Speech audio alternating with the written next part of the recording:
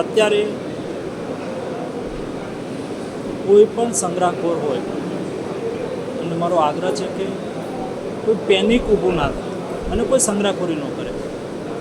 જે પરિસ્થિતિનું નિર્માણ થયું છે એ જોતાં નહીં કેવલ ભારત, હોર્મુઝ ખાડીની અંદરથી વિશ્વનું 35થી 40% તેલ હોર્મુઝ ખાડીથી પાસ થાય છે.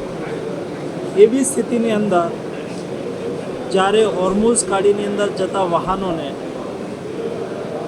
ઈરાન રોકી રહ્યું છે, સામે અમેરિકા નાકાબંધી કરી રહ્યું છે, એ સ્થિતિમાં જે વૈશ્વિક ક્રાઇસિસ ઊભી થઈ રહી છે એ ક્રાઇસિસની સામે ભારતે પોતાની બધી સલામતી અને વ્યવસ્થાઓ સુનિશ્ચિત કરી છે.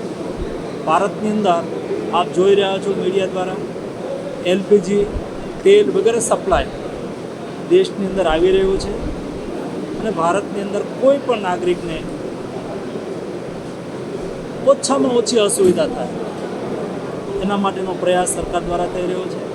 આદરણીય પ્રધાનમંત્રીજી એટલા માટે જ કહ્યું છે કે વર્તમાન સમયની અંદર જે પરિસ્થિતિનું નિર્માણ થયું છે એ પરિસ્થિતિ દેશનો દરેક નાગરિક સામેલ થાય.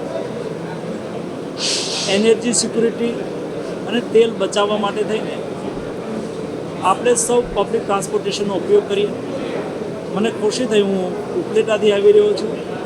ઉપલેટાની અંદર કેટલાક યુવાનોએ સ્વયં સંકલ્પ કરીને મોદીજીના આહવાનને માન આપીને પોતે ત્યાંથી રાજકોટ અપડાઉન કરી રહ્યા છે. તો કહ્યું કે અમે 4 વ્હીલથી અપડાઉન કરતા હતા, એના બદલે અમે ટ્રેનથી અપડાઉન કરીશું, જેથી કરીને તેલની ખપત ઓછી થાય તો આપણે આ ક્રાઇસિસની અંદર સામૂહિકતાથી લડી શકીએ.